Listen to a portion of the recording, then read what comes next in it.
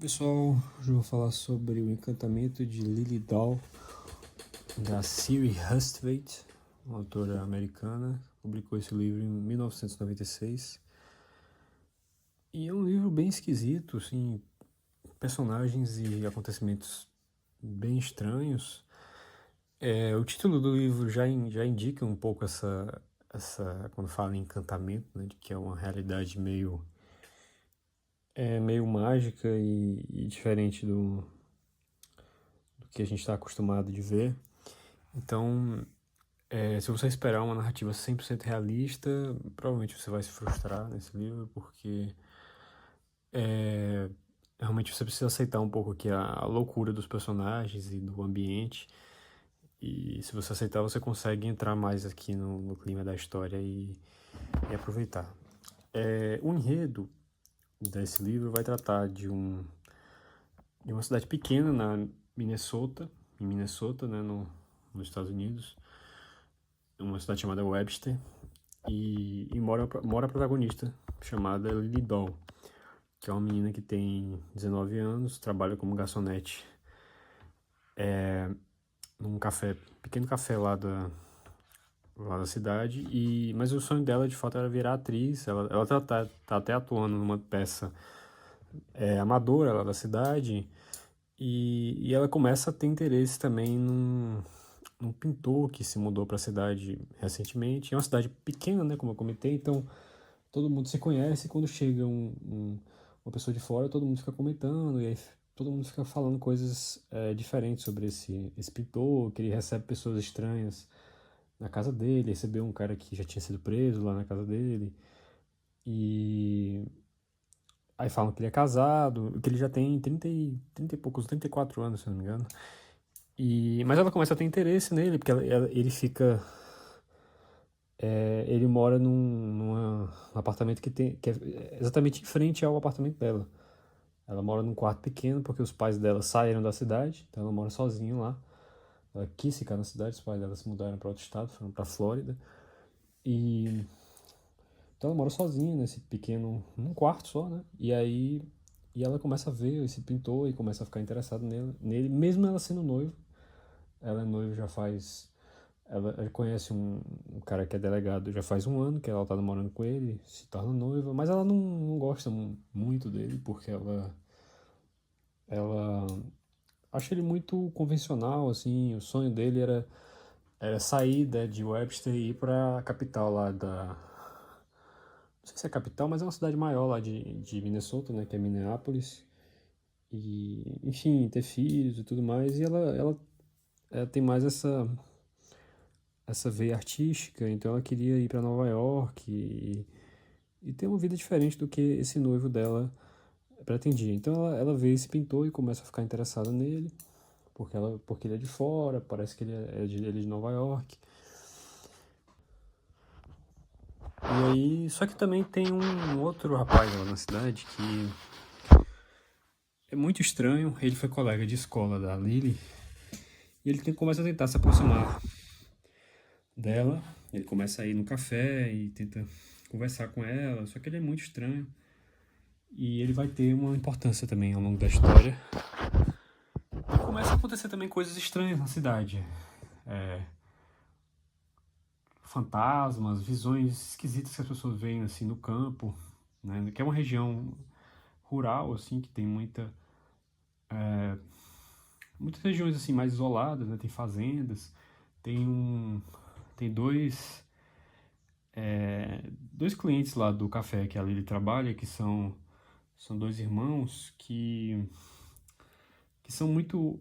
Eles são muito sujos, eles praticamente não tomam banho, e aí ela sente nojo toda vez que eles entram no café. E eles também são muito esquisitos, eles têm uma história meio. Que ninguém sabe, ninguém tem certeza realmente do que aconteceu na família deles. Parece que tem boatos de que a mãe dele foi assassinada pelo pai, que foi enterrada na fazenda da casa dela. E a Lily fica muito interessada nessa história. Então ela chega a entrar uma hora lá na casa desses irmãos. Então, e a Lily tem muito comportamento assim incompreensível. Ela toma riscos, assim, muito desnecessários aqui ao longo ao longo do livro. Também tem uma personagem que é interessante, que é uma vizinha da Lily, que é uma senhora que já tem uns 70 anos, chamada Mabel, que é muito culta e ela tem um certo conhecimento sobre teatro. Então ela fica ajudando a Lily a, ela está escrevendo um livro e fica também ajudando a Lily a interpretar melhor lá na peça que ela está fazendo, que é a peça que é o Sonho de uma Noite de Verão, né, de Shakespeare. E tem uma certa conexão também com o livro. Eu nunca li Sonho de uma Noite de Verão.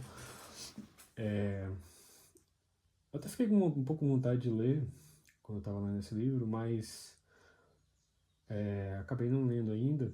Mas de qualquer forma, pelo que eu pesquisei, tem uma certa conexão com a história do Encantamento de Lily Doll. Também tem essa atmosfera, né, de sonho e tudo mais, que é muito que acontece aqui nesse livro. Tem muitos relatos sobre os sonhos que a Lily está tendo, e ela mesmo fica em dúvida em alguns momentos sobre se o que ela está vendo é real ou não.